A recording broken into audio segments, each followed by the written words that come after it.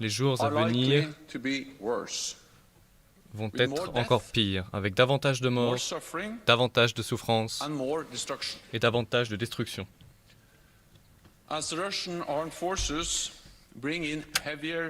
Les forces armées russes déploient de l'armement plus lourd et poursuivent leurs attaques dans tout le pays. Aujourd'hui, M. Kuleba, le ministre des Affaires étrangères ukrainien, s'est adressé à ses homologues de l'OTAN. Les alliés ont exprimé leur solidarité et leur profond respect pour le courage du peuple ukrainien et pour les forces armées de l'Ukraine. Nous avions lancé des avertissements depuis plusieurs mois. L'intention du président Poutine était d'envahir l'Ukraine. C'est la raison pour laquelle les Alliés ont fait tout ce qui était en leur pouvoir pour trouver une solution diplomatique.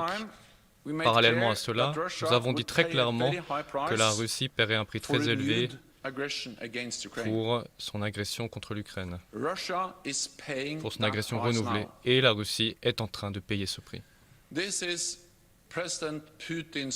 C'est la guerre du président Poutine seul, une guerre qu'il a choisie, planifiée et qu'il conduit contre un pays pacifique. Nous appelons le président Poutine à mettre fin à cette guerre immédiatement, à retirer toutes ses forces d'Ukraine sans condition. Nous l'appelons à engager un véritable dialogue diplomatique maintenant. Les Alliés ont augmenté leur soutien à l'Ukraine afin de permettre à ce pays de se défendre comme c'est prévu par la charte de l'ONU. Aujourd'hui, nous avons discuté de notre réponse directe à la crise et des implications sur le long terme pour la sécurité transatlantique. Il s'agit de renforcer notre dissuasion et notre défense sur terre, sur mer et dans les airs. Les alliés d'Amérique du Nord et d'Europe vont envoyer des milliers de soldats supplémentaires dans la partie orientale de l'Alliance. Nous déployons la force de réaction de l'OTAN pour la première fois.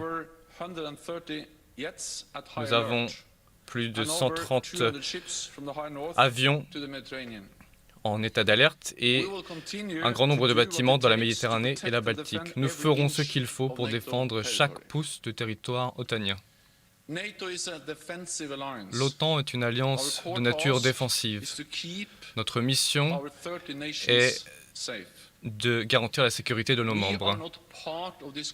Nous ne faisons pas partie de ce conflit et notre responsabilité est de nous assurer que ce conflit ne dégénère pas et ne se propage pas à d'autres pays, car cela serait encore plus dévastateur et encore plus dangereux que ce que c'est actuellement, avec encore plus de souffrance pour les populations. L'OTAN ne cherche pas à faire la guerre à la Russie. Les ambitions du Kremlin sont de recréer une sphère d'influence. Il s'agit de refuser à certains pays le droit de choisir leur propre chemin. Nous avons échangé sur la possibilité de soutenir des pays qui sont en danger, y compris la Géorgie et la Bosnie-Herzégovine. L'agression de la Russie a créé une nouvelle norme de sécurité. Nos principes fondamentaux sont contestés par la force.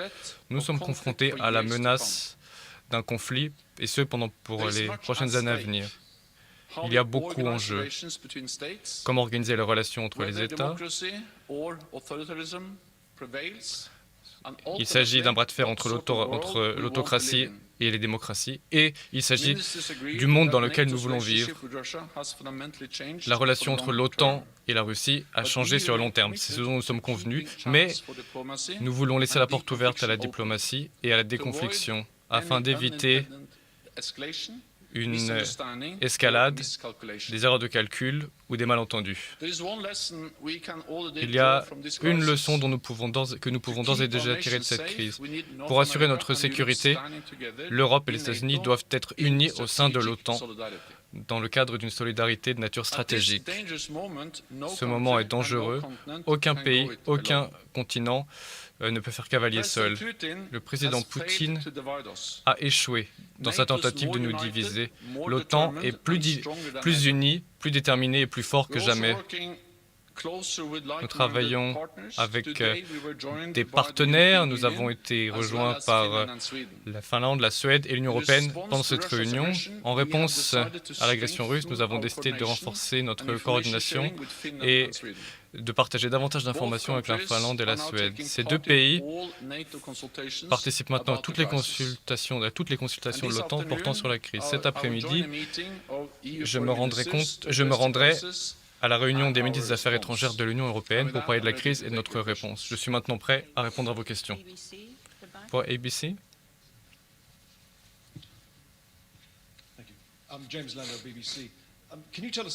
BBC, pouvez-vous nous en dire davantage sur les options visant à soutenir la Bosnie-Herzégovine et la Géorgie? Pouvez-vous nous en dire plus sur ce qui a été discuté en termes de soutien militaire? Qu'est-ce qu'on pourrait apporter à l'Ukraine? Et enfin, est-ce que vous avez échangé sur la mise en place d'une zone d'exclusion aérienne ce matin?